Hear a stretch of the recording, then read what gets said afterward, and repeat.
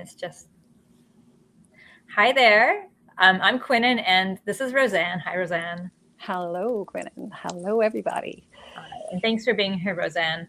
So Roseanne specializes in both nervous system and empathy. And that's part of why I wanted to talk to Roseanne, because the two together often get confused. We get really confused with how to operate in a way that's both empathetic and regulating ourselves and caring about the people that we're around. So I'm just going to share a little bit about my own experience. And that's that when I was a kid, I was just really naturally regulated. I had a very tumultuous family life, but I always just stayed really even keel, in the middle, centered. I would think about what was going on and keep everything to myself and just really take care of myself that way. And then when I became a teenager, all my hormones came in, and all of those brain changes that you start to want to have take charge of your life, and you don't really know how to do it. And all my passion that I have came in, and suddenly it became really hard to regulate in my family life. And I spent most of my teenage years in my bedroom alone. I ate dinner alone. I just was alone because I could not handle all of the tension and chaos in my family life. And going into my 20s, I worked really hard and I became a midwife. But through that whole time, my nervous system was really out of whack. But we didn't have a word for it back then. Nobody talked in the 1990s or the early 2000s about nervous system regulation. And so I remember the day I was on a sailboat trip, and I actually could feel it was my nerves. It wasn't even just subtle anymore. It was like my nerves were just going crazy and misfiring. I could barely talk. I could barely keep it together. And I just felt so exposed and so vulnerable. And so I really feel, and that was kind of like a moment where I was like, this is never happening again. But there were no tools out there. So, I knew breathing would help. I'd done yoga every day for years, and done some Pilates and learned Pilates breathing. So I knew breathing was my friend. I'd been journaling since I was a teenager. Journaling can get kind of out of control, though, because you start talking about all your problems and there's nothing there to fix them. You're just writing the same things, say, over and over again if you're, So I spent a really long time learning how to regulate. And I was single for the first half or so of my 30s. So I feel like I had a lot of time to just focus on me. I didn't have the distraction of a partner or children. And so I really actually got it together. And my boundaries had always been clear, but there were people in my life who always pushed against my boundaries and they didn't respect them. And I was like, okay, enough. These people, if they won't respect them, they're going to have full boundaries. They're not there. And I really got it together, and I really came to peace inside. And I just felt, really even keeled like I had as a child. I'd gone back to that place in me that was really strong and healthy before the hormones, brain changes came in. And so then, fast forward, and I have a family life. And, when I went to the clinic, I was working with other people. And, your children, they don't know how to regulate necessarily yet. You choose somebody that you love, but maybe they have their own path and their own priorities of what they want to work on in their life. They have their own priorities of career, their own priorities of their personal life. And so there I was, I feel like I've been in this life and really trying to stay even keeled when I am triggered. And I'm not blaming the other person. I have a really, really hard time not being triggered and not having my own nervous system go haywire when I'm around someone else who is close and whose nervous system is haywire. And so can you tell me a little bit about sort of the science of this? Because I know, our nervous systems, we're not living in a vacuum. And for reasons of survival and all sorts of things, those of us, especially who are sensitive to other people, we feel everything they're feeling. And we're aware of everything that's going on with them. And we want everybody to feel good. And so instead of trying to make people feel good, I'll lose my own regulation, and I'm not making anybody feel good when I lose my regulation. So can you tell us more about the science of that? Yeah, absolutely. So first of all, thank you so much, because you literally probably covered life stories right, in what you just shared there.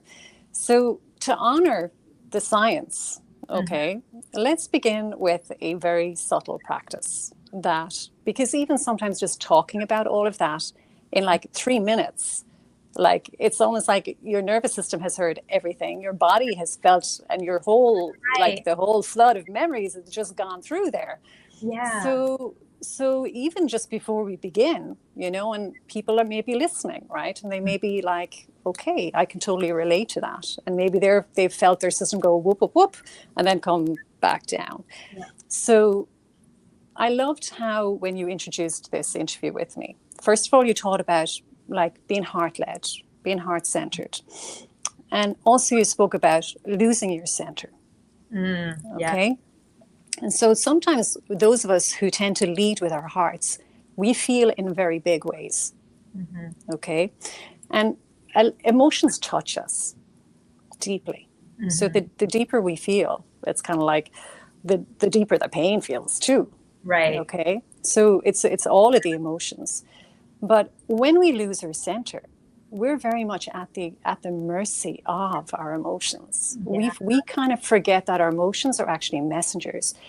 And when I say we feel very much at the mercy of them, it's kind of like the body just gets flooded with feeling. Yeah.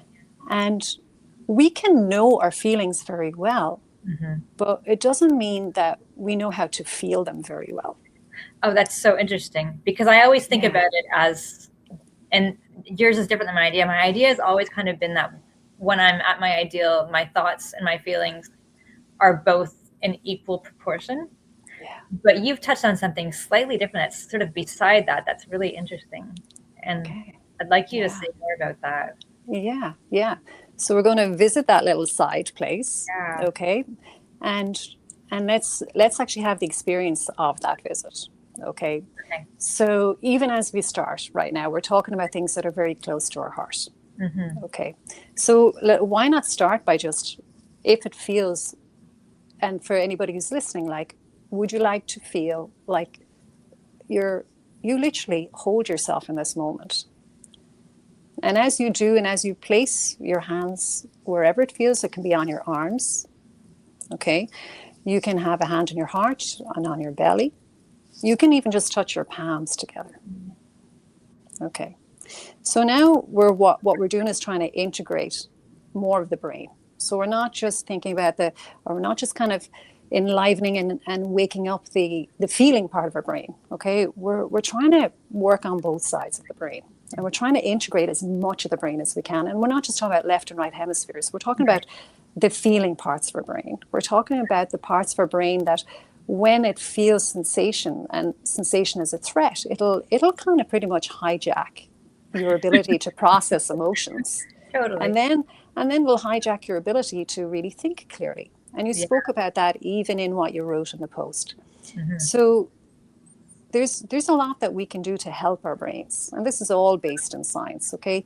So when whatever we're choosing in this moment in time, hand on heart, palms together, we can actually ask ourselves, would I like to feel a little more pressure or a little less pressure? But we're always kind of tracking, what difference is this making to my physiology right now? Okay. Right. Okay. Right? So how the brain is structured. So we're going to practice as we talk. Okay. We're going to maintain this kind of sense of contact with ourselves, not just the contact of the physical touch, but also the contact of what difference is it making. Okay. Oh, interesting. And so we can always be asking the question, is it making me feel more alert or more relaxed or a bit of both? Okay. Because our ideal state is to kind of be in this relaxed yet alert. Okay. Right. We kind of don't want to be doing things that make us feel really sedate. Right. When, no. we don't want to go to sleep right now. For me, it's 3:00 in the afternoon. I've still got lots of things that I want to get done. So it's always about this kind of what helps balance me. Okay. And we're all different. And so that's why we always want to give ourselves choice. We can even begin a little tapping beneath the collarbones. Okay? Because when we're doing this, we are orientating our bodies to time and place. We are letting our bodies know, I am here. Right. Okay? And I've just told some, like, really my life story in 3 minutes. Okay. But I'm basically okay right now. So I'm Right. going to orientate myself to time and place. So I'm using a thing called proprioception. So I'm using touch, I'm using my sensory system. I can even cross my hands and notice, Right. wow, actually, that even makes a bigger difference. Right. But I'm not just like thinking about the difference. I want to know, how do I know it's making a difference? Because maybe I feel less tension in my shoulders. Maybe I'm feeling softness in my eyes. Right. Maybe I'm feeling like, oh, there's my feet. I actually had forgotten where my feet were, right? My feet were there to help me all this time. And I felt lift off because I just spoke about so much that, like, I lifted off. So I can wiggle my toes and I can kind of go, well, actually, I'm feeling like my mind is a little clearer now and that I can take in this information. Okay. So there's all these little signals that we're kind of tracking that kind of clearly help us know whether what we're using to bring us back to center is working for us. So we're tracking things like our mind. So and even our breath quality. But sometimes we don't want to hone in on the breath too closely first, because a lot of people find that quite dysregulating. Right. Okay. Right? So we can notice quality of tension. We can notice quality of thought. And we can kind of drop into a place within our body that, like, really feels kind of quite at ease.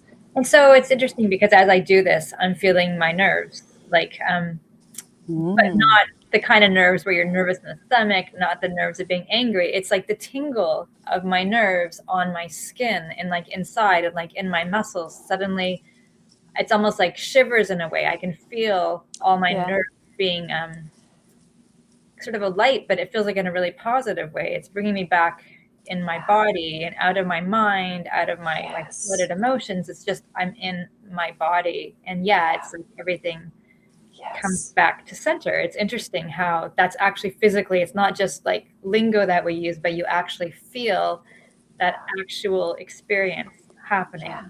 Yes. And that's really the job of the practices that we want to use. I can see that. Feel that. Yeah. So it's like, it's the embodied feeling of returning to yourself, feeling more at home with yourself, feeling more kind of relaxed in your own body and really relaxed with this moment. Right. Okay. Without feeling like you're disappearing. Yeah. Okay. If you feel like you're spacing out or disappearing, then we need to do something even more grounding. So we don't just need centering them. We want to really have the sense that our muscles are hugging our bones because we're kind of lifting off and kind of disappearing from this moment in time. And that's definitely the feeling that I have now. It's interesting because in my early 20s, I saw a therapist, and she was so funny. She was older. And she was using at the time, very out there practices. We barely spoke at all. Almost the entire thing was physical, or we'd go into my unconscious mind. And I swear she could read my thoughts without me having to say them out loud. I don't know. It was crazy. I did I think 10 years of work in 3 months. But what I was going to say. So one of the very first exercise she had me do, and I was so desperate to feel whole that I just did it every single second of the day, like when I wasn't working, like, or talking to somebody. And it was just to feel all the parts of my body. Like, I am my fingers, I am my knees, and to feel all that. And then, I haven't had much therapy, but years later I went to a therapist, and it was so interesting because she said, you're in your skin. And it was interesting because I'd done that practice with this therapist. So it brought me from floating, but I didn't go any further than my skin. I wasn't actually in my body. And so the next therapist we worked. And so it's interesting, these levels that, you can go through to get to this grounded place. And there's always almost like deeper work to be done. Yeah. And what you have touched upon is really the science of sequencing. Okay. And the importance of really working with that style of sequencing that is going to bring regulation, not just at a physiological level, but it's going to help with basically sensory integration. So it's helping the brain kind of really switch off the threat centers. Okay. And that gives you access to, again, that clearer mind. Okay. Right. Yeah. So what we understand is that, and I reduce it down to very simply, like, we want to stack our brain in our favor. Okay. So I can know what I feel, Mm-hmm. but I can still feel super braced. Right. Okay. And I can still feel super like, ooh, waiting for the next shoe to drop, or what's the next thing, or, Right. you know, okay, that's one of them in the door. Now who's next, and who's going to have what needs, you know, it's kind of like, Right. But when I actually have that physical feeling Mm-hmm. of, I'm here, I'm with myself in a very loving way.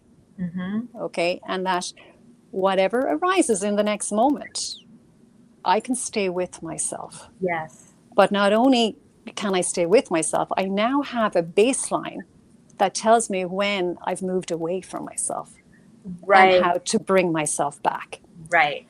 And what initially, like, if we are really feel like we are operating from, say, like a highly dysregulated nervous system. So Mm-hmm. one where we really feel like we're spending 80% of our day, like really dysregulated, on high alert, waiting for the next shoe to drop, like the slightest thing, and we're kind of thrown off course or thrown Mm-hmm. off center. That's when we are working towards really kind of building capacity within the nervous system to tolerate uncertainty, discomfort, and tolerate stress, really. Right. Yeah. Okay. And we're going to spend some time doing that. And then we're going to work towards integration.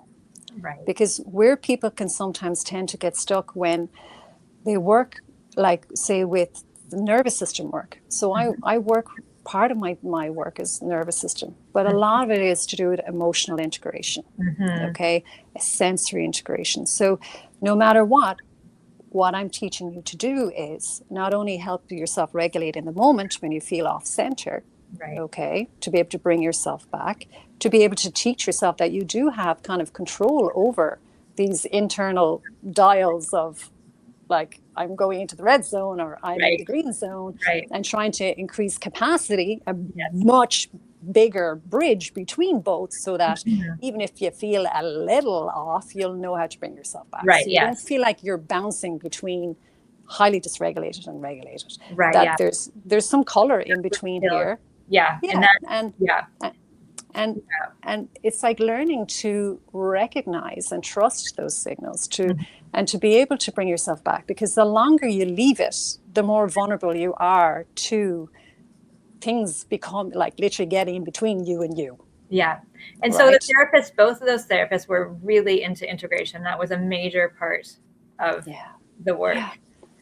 So much so that I would forget how I used to feel. You know, I would be in a conversation with somebody and I'd try to remember what it was that we worked on, and I couldn't remember anymore because they were so good at integrating. So I feel very integrated on my own, not with others so much. But tell me more, like, what is a practical thing that someone can do on their own to experiment with integration? I know that if they work with someone like you, they can go much deeper and get a lot more out of it. But what's something you can do to experiment on their own to see that integration makes a difference? Absolutely. So once you've kind of established some kind of a tool that you can reliably say, this brings me back to me. Right. Okay. So then I'm like going, okay, so now we can visit what you were basically stabilizing from. Right. Okay. Because you can kind of feel the discomfort of it, and you can invite yourself back when you feel like, okay. And so you learn what's called the art of, like, pendulation. It's like, I can feel my grounded center place. I'm going to touch something that's a little bit uncomfortable. I can go to a range, not go so far that I feel overwhelmed, and swing back to this grounded center place. Right. And so we do this little dance, because that's really what it is. And we all have a rhythm. We all have a pace. There's timing for us all.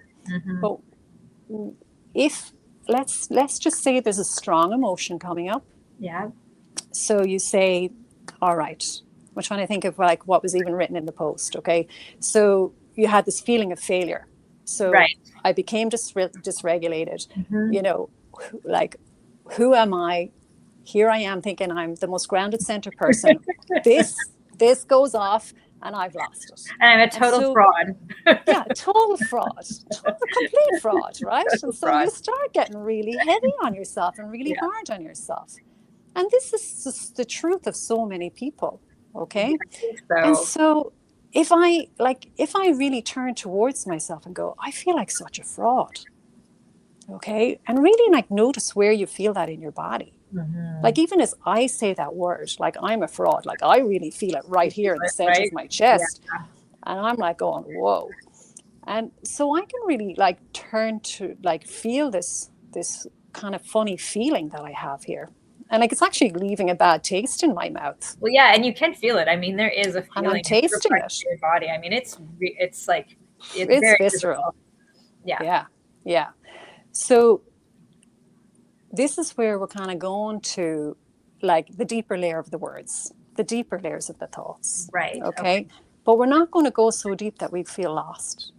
At any moment in time, I can come back to going, whoa, this feels really big for me. Oh, that's so interesting. Right. So this is really big for me. All right. And I'm feeling like, you know, a little threatened by this even.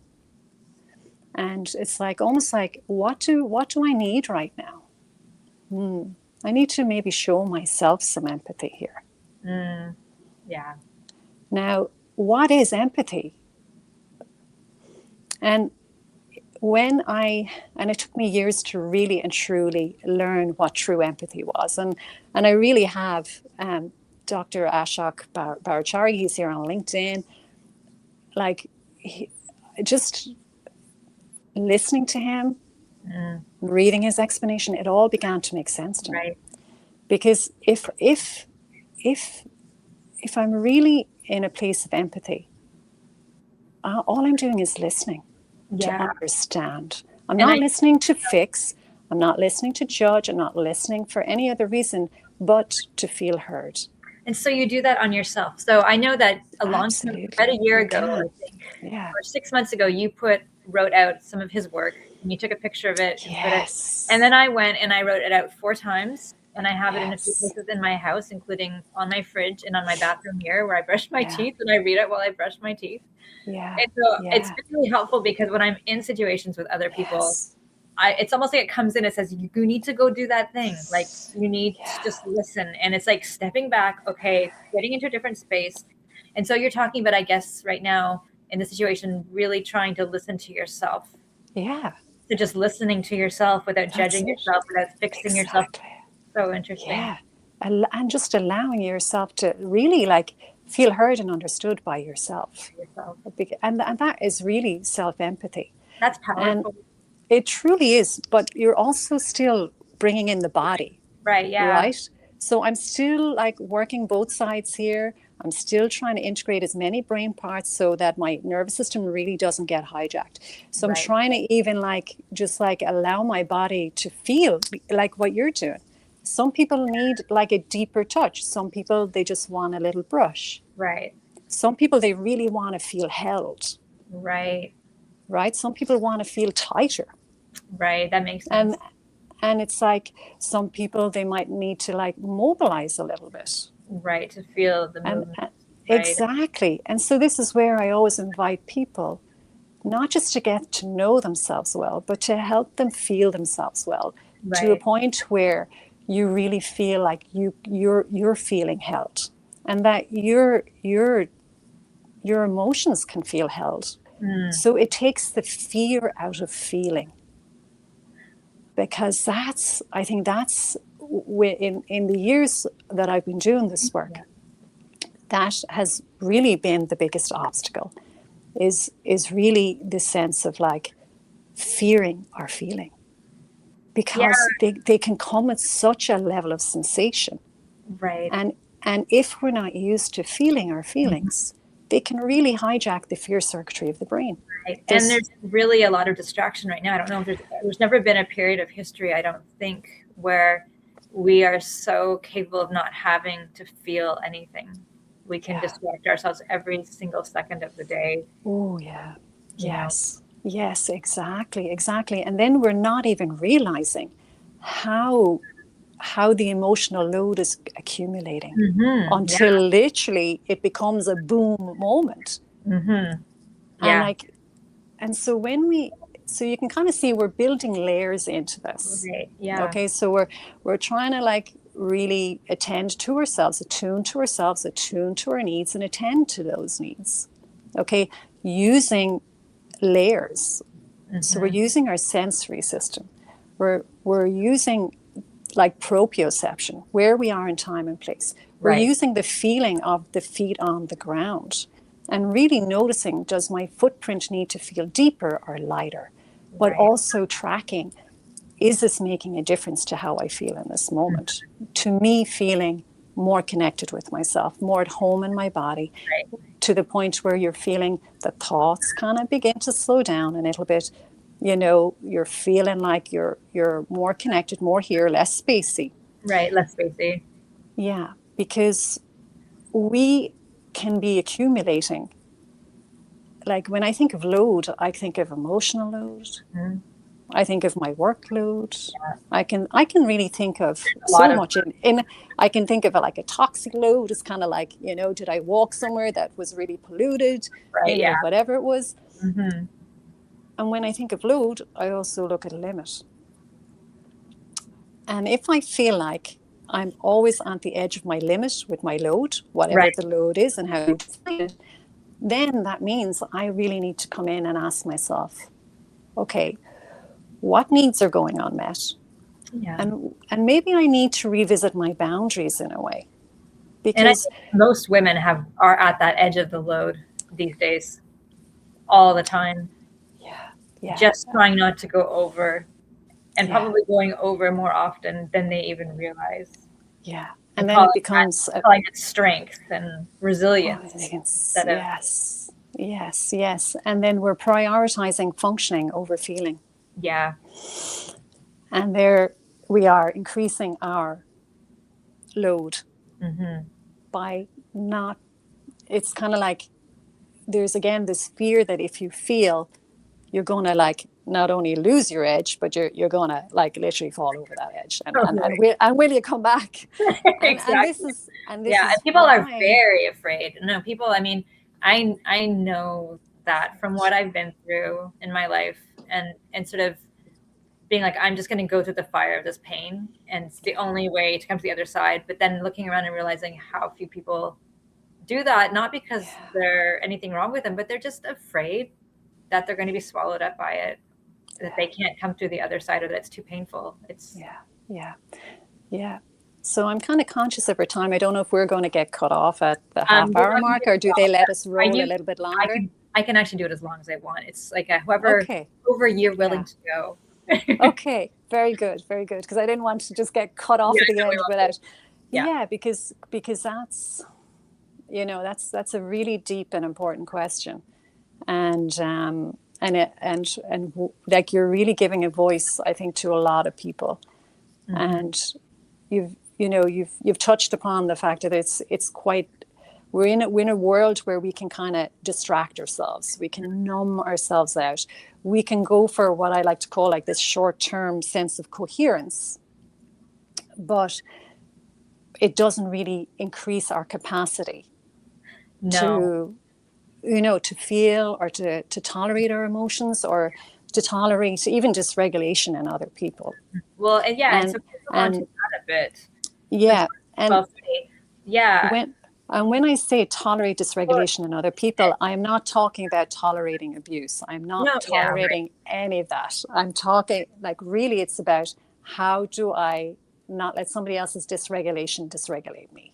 Well, and it's so interesting that you used that word, because as soon as you said that, it was like a light bulb went off in my head. Like I was like, oh, tolerate. I've been really intolerant. Part of it. I've been intolerant to other people's. I'm afraid of it. Like you talked about, I'm afraid that if I go into their world, their nervous system, because I've worked so hard to not have to, I guess in some ways there's a denial there. I've worked so hard to not have to go into those places in myself anymore by getting my nervous system healthy. And it's been a lot of work, but I hate that dysregulated feeling so much. It's probably the most frightening thing there is to me in my world. in my life is to feel that dysregulation. So I've done my work so hard to not live there. And so I guess, yeah, being around someone else who's not regulated, that is the most terrifying thing you can present me with. Like, I am so scared. And so you're right. I mean, I've become completely intolerant to it, and I will do anything to keep from happening. And usually those anything are toxic behavior, right? Yeah. That's usually what happens. It's not healthy strategies that we usually have when we're like, I would do anything to not make this happen. It's yes, you can really unhealthy space. So I'm so glad you used that word tolerate. Okay, good. Yeah, good. And thank you for bringing it back to like a useful place, because all been useful. Yeah, because sometimes even, and I feel like I might have fallen into that a little bit myself, like years ago, and where, let's say I was doing a daily, peaceful meditation, very top-down approach, felt good inside myself, really loved feeling peaceful. Yeah. And then was like on the side, as a side note, going, I actually am quite intolerant of you disturbing my peace. Totally. Right? That's it. Right? Totally. So and it's like, suddenly it's like going, okay, what am I missing here? Yeah. What am I missing here? And because what it didn't give me was the ability to maintain a sense of like flexibility here. It actually nearly made me more intolerant.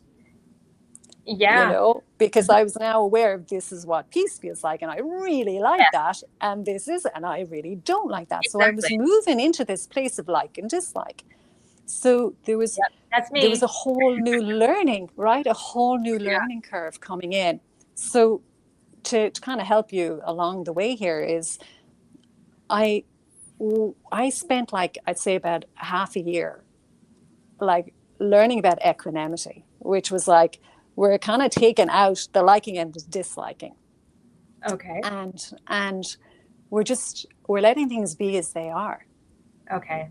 Without like attaching to them. Right. So what that gave me was the ability to, first of all, not judge. Right. Okay. Because, so I'm kind of pulled away from, and again, it was like, it helped lead into empathy. Right. It really helped lead into empathy. And so when I that gave me space to, again, like find, like really connect with myself in a way, like going, okay, so this feels really good. It's really good for me. This feeling peaceful inside myself, but yet it's made me very sensitive to the world, even more sensitive to the world. Right. Okay. And that's when I had to really come back to more of my sensory system. Okay. Because what that meditation was doing was almost like, it's a top-down approach. Okay. To helping me regulate. Right. But what I've since like pulled together over the years is bottom up combined with top down is far more effective. Because when I bring in bottom up approaches, which is kind of what we started this meeting with, so we worked with the sensory system, we spoke about the breath, if it's accessible. Right. We spoke about, okay, how do I know that I'm feeling a little more connected and embodied? And when I combine both of those, bottom up and top down, it's like there's this kind of, we're bringing in the brain and body connection. Right. So I'm back to stacking my brain in my own favor. And I'm back to having the capacity, an increased capacity to be an observer of what feels uncomfortable without it dysregulating me. Okay. So that kind of witnessing but not getting exactly. And then see if I'm in the company of something or someone or whatever, and like I feel like it is kind of really something that I'm feeling too much of their stuff.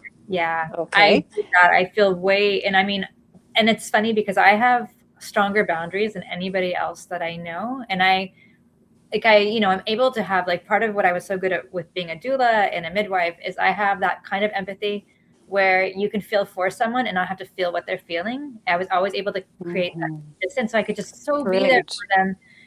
But when it comes to the people closest in my life, Yes. I don't do Yeah. that. I am completely incapable of Yeah. doing that. Like, it just, Okay. so it's interesting. Okay. On one hand, I'm like, Yeah. it's massive strength. On the other hand, it doesn't exist. Isn't that? Yeah. And that, you know what that comes back to? It just comes back to really, to love, to how much and how valuable these relationships are to you. Yeah. Right. And in a way, when it comes back to your heart, like it really pulls at your heartstrings. Yeah, it does. And so Using. we're back into this kind of larger arena of feelings, sensations, and much deeper, because it's like the variance of it is a lot higher. Yeah. Right. And so it basically means that we need to really have a much higher level of like compassionate boundaries, really, where there's a place where just because I say what I need doesn't mean you're abandoning them or they're abandoning you. And this attachment, right? Because this is where, like, the attachment to yourself becomes really important, because there's this where you can, like, at any moment in time, you can just turn towards yourself in that moment. Right. And really love yourself just that little bit more. Right. Okay. You still love them. Yeah. But you're just loving yourself just that little bit more. And it's amazing how that can relax the heart. Right. It kind of relaxes the pressure that you might be feeling, the emotional pressure. Yeah. Okay. And it might just be enough of a boundary where you're literally coming back to attuning to yourself more than the other person. Right. Yeah. And how you just doing that can sometimes just change the room. Well, and I was just thinking that. So it's the same kind of skills, I guess. Absolutely. But I was thinking how it's not going to happen all the time, and it might never happen. But there is a possibility that other person will tune into you and actually be able to regulate more, or begin to regulate with even realizing it, I guess, because because it's like I or you are regulated. Yeah. Yes. But it's also taking the whole responsibility off of you. Right. Yeah. Because no matter what, you're still not responsible for them and their feelings. They have their feelings and you have yours. And but then the ones that you are truly responsible for are your own. And I think when I do that, I'm also asking, when I'm dysregulated in that moment, I'm actually asking the other person to take responsibility for my dysregulation, to take responsibility for my feelings in that moment too. Like, if I'm triggered by somebody else, and I get frustrated, or I'm in that sensation of like, I had such peace and now I don't, I'm asking them to take care of me, which I never really necessarily realized until this very moment. Yeah. And how does that feel to you? Because you've pretty much always taken care of yourself. Yeah. So from the very beginning of this call, that's what you spoke about, you know, as a child, and then you went into your room and like you kind of really looked after yourself. You came out into the world, and so sometimes, we're coming to the point of load and limits, and like sometimes the limits are, is there needs going unmet, and how do we feel about asking for our needs to be met? Right. Yeah.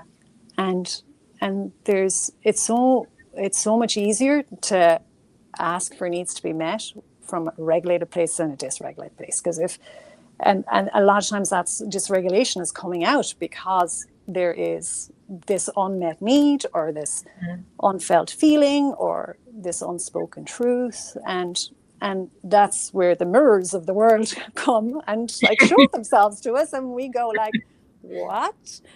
Oh my God, I was accusing you of, but really that was kind of me. But like at the end of the day, if in doubt, if ever you're in doubt, just turn towards self-empathy. Like if it's ever in such a tangle, where you feel like you're in such a tangle between their nervousness, my nervousness, whose nervousness, what's going on. Yeah. It's like, just come back to yourself. Just come back to yourself. And like, you're obviously like, you have it, the quality is there.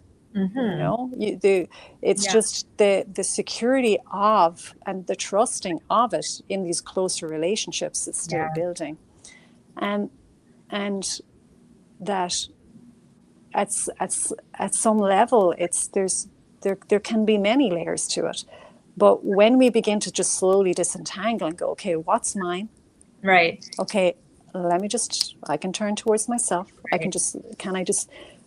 It's fine. You can find it difficult to be there, and to not be dysregulated by other people.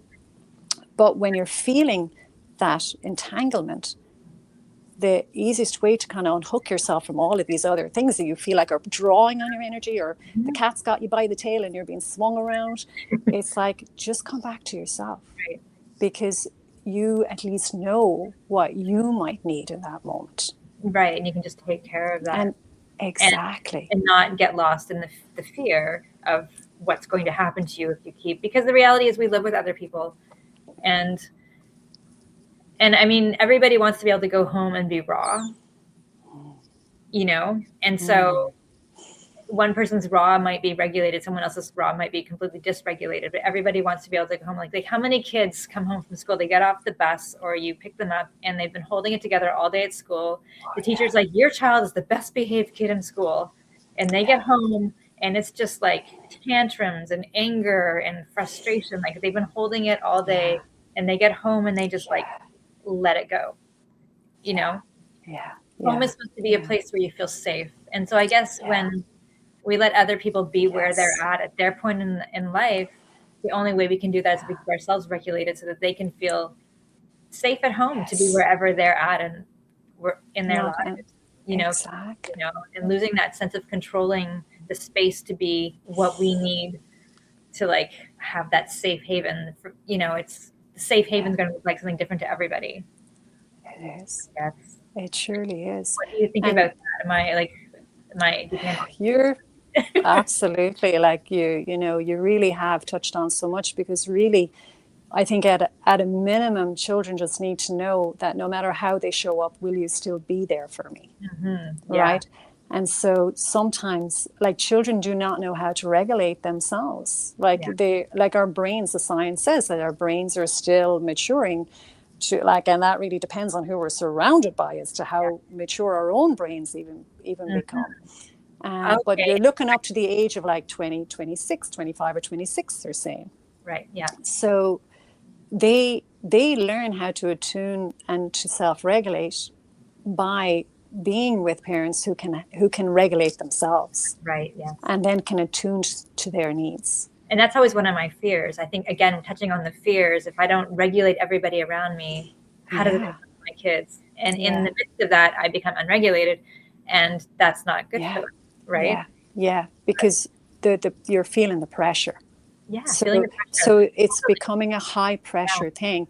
Whereas that, and that is something that I'm seeing a lot. Like the more there's a conversation about nervous system stuff, it's like there's this, it's almost like it's not really taking the pressure off the parents, that they're now feeling this extra layer of pressure, because what they're almost like coupling with is like, I have to be perfect. Yeah, totally. And so this is where I want to zoom out and really like hold such a space for parents and say, it is not about being perfect. It's really and truly about this ability to be present with what's present without a need to really fix or to really, have all the solutions. Just by you being able to be present, first of all, with what's going on inside you. And if we need to end this, just say, if you're under pressure. Yeah. It's okay. Talking about pressure. My husband needs to get that call. That's I don't have my phone ring. My husband needs to get the call and they call him instead.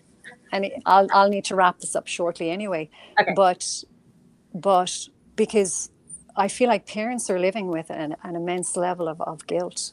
They're dealing with a high load. They're at their limits.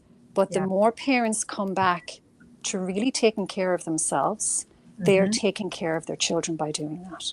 Right. And because it just means that you will be increasing your capacity to just be with them. So if they're angry, you can meet them. Yeah. And just let them feel safe.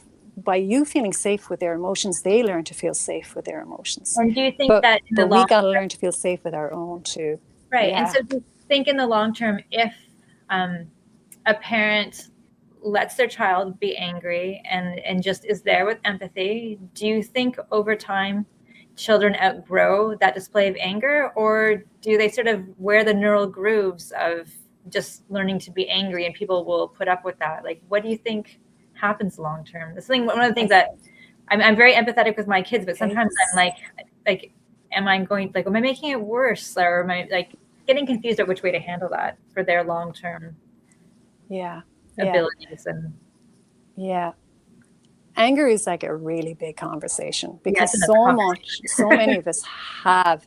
Yes, because so many of us, and I'm going to put my hand up here, grew up believing that anger meant danger. Yeah. So we grew up really afraid of anger. Yeah. But if we can, if we can uncouple, okay, like say the stress response from anger is actually a really helpful emotion. It's a really helpful emotion, but when it gets coupled with, say, sympathetic arousal and a fight flight, right, okay, things can get really fiery really fast. Okay, but if children learn at a very young age that anger is like no different to any other emotion. It's information. Interesting. And like really, like how does anger want me to, like, okay, so this can be a practice that somebody can take away with them today. Okay. You can take away with you. It's like, okay, how do I know I'm angry? Okay, let's say, okay, I can begin to feel tension in my hands. Right. Okay, or I can begin my face. Okay, I'll tell you something funny, just kind of not even funny, but just very helpful, right? I had a client literally say to me, that like her son was looking at her, and the son says, like, why, like, you're angry with me? Right. And the mom is going, I'm not angry with you. I'm not angry with you. And then he went like this, well, tell your face that. Okay, because what she was saying and how she was presenting were two very different things. And isn't that interesting? And we have to understand that when we're talking about what the nervous system picks up, it's picking up tone of voice, it's picking up what it sees, what it hears. And so a lot of times it's literally, a child is literally picking up on the silent cues that we may not even be consciously aware of. And that's what I love about children. They are our greatest teachers because they will be so honest with us. Yes. And if you can allow them. Well, if you make them safe, they're honest. This is it. Yeah. Now, there's, like I said, it's multi-layered, but just even taking that little piece of information, it's like going, so if you feel like your anger is right there, it's like just even softening your face. Right. And like recognizing, how does anger show up for you? How do you know you're angry? There's something physiological, there's a strong feeling inside, and that feeling alone can hijack your stress response. And now we have anger coupled with fire. Yeah. Okay. And now we have anger coupled with mobilization. Yeah. Okay. Healthy anger is really like, there can be regulated anger, and regulated anger can really lead to assertiveness. This is fascinating. And I just like you're turning, I'm sure I'm not the only one who's going to be listening to this that has major light bulbs and epiphanies happening while you talk. I mean, that's for me, that's like, it's so transformative just to hear that. I mean, that's, that's huge. Yeah. And how you say to work with it. I mean, it's amazing. Yeah. It's the heart and soul of who I am, because I know I lived in fear of my own emotions for, like, say, the first 40 years of my life. And I didn't even know, because that's how I learned. I learned to deal with emotions like they didn't exist. So left them over there. And I was like, you get on with life. Just leave it over there, and they don't show up, right? They don't show up. No. Well, and I think if you're until there's a boom moment. Yeah. I mean, Right. there's cultures that are like very sort of violent and you show everything, and cultures that you don't show anything. And I mean, because of my own background, it's safer with the culture that doesn't show anything. But ideally, we want to be where you're talking about, like where it's not one or the other. It's not all the way. That's right. That's where we want to live. And this is really, You've given so much, Roseanne. Good. I'm so glad because it's like it's like our core intention for doing this meeting was, and it was the promise that we kind of presented in the posts that we put out, and even in the comments, and thanks to everybody who did write a comment. And I don't like it really is to offer something that people can walk away with, that can really, like you say, possibilities. You said there's the possibility. Okay, there's the hope. And there are ways when we work with bottom up and top down approaches, how we can really, the more we come together, okay, with our internal states, acknowledging how we are not in isolation. Okay, that yes, we are living in environments. But just to know that, like, really, if we feel really off balance, like, to really like turn towards how can I help restore some balance to this system, because it will have a positive knock-on effect. It's not the only thing you might need to work on, but it is a really important foundational piece. Yeah, it's like a really good starting place. It really, it really and then is. from there, understanding, I think, as you said, there's different levels and layers and sequences, and it's kind of the really great first starting place. And then I think once you get to a certain level, then you can understand yourself what you need next. You might not be able to do that thing on your own. You have to look for help for it, but you understand what the next, you feel it, like, there's a next, like me, like knowing that I've totally got it together on my own. Things can get yanked. I'm able to feel it, be in it, like come back to center. Like I'm really good at that, but I hit that place where I'm like, okay, I can't do this other thing. Right. And so there's that sequence. And I'm sure once I get this down, there'll be another one that I don't even know it yet. And as I always say to people, like, there's rarely a layer of expansion without some kind of tolerating the contraction and the feeling of contraction. Right. And the more we can tolerate that, then it's kind of like, okay. And so it's like, okay, sometimes it's like a bud that just opens. Sometimes there's petals that just fall off without any work. Right. And then it's like, but you, the you that you believe you are begins to emerge. Because you begin to feel, first of all, that it's actually safe for you to be with you, and that you are really going to know how to really take care of yourself from the inside out, bottom up, top down, front to back. Here we go. The full and like you're not afraid to be truthful. No. You're not afraid to be honest, and you're not afraid to be real. But what helps us be really real with ourselves in the moment is being able to, like, really allow our nervous system to support us. Because if our nervous system begins to feel shaky, it's going to hijack everything else. And I have been in those situations.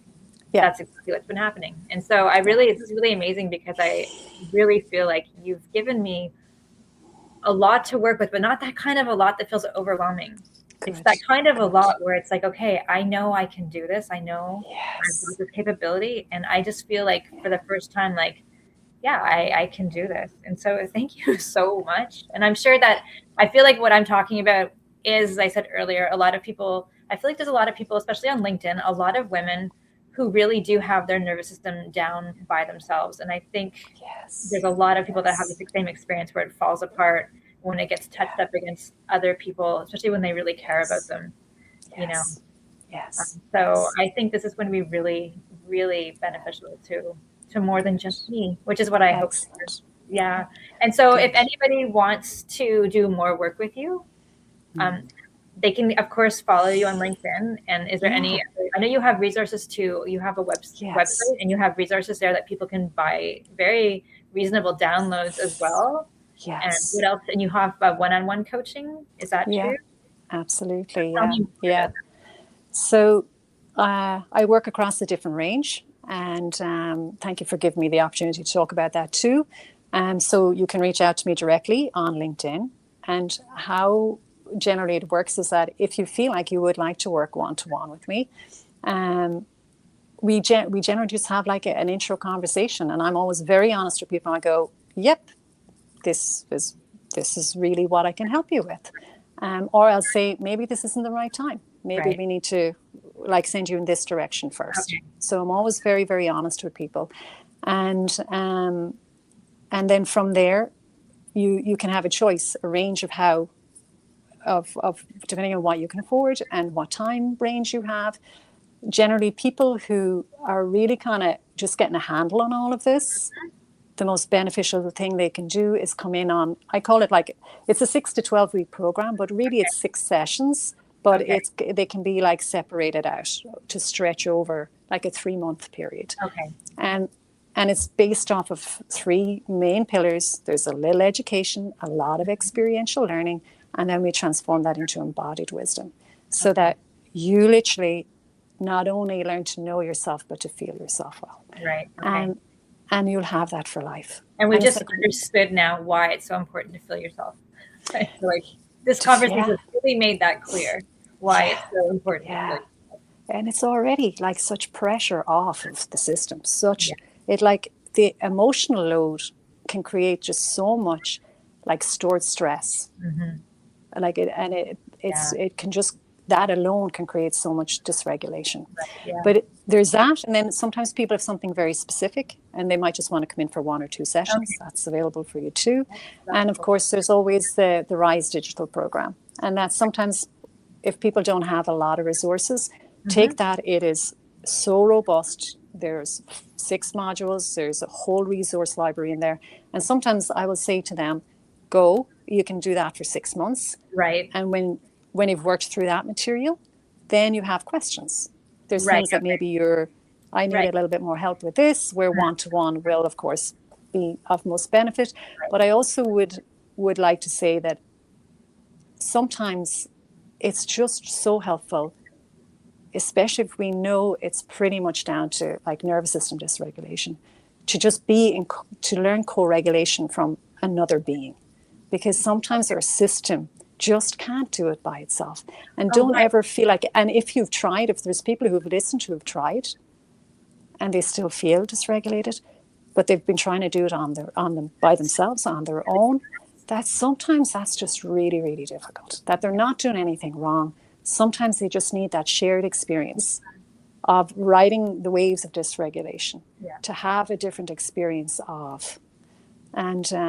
And depending on how much energy is within the system, like if you are feeling like very hypo, very low, it can be very difficult to get yourself back to balance. Right, okay. Without, if you're very hyper, you've got a lot of energy still in the system. We just need to we just need to orientate it. We need to lead it, bring it home, and it starts working for you and with you, rather than pulling against you. But if we're in that lower tone place and we're really like feeling like we are literally dragging ourselves around, it can sometimes you just really need that human to human.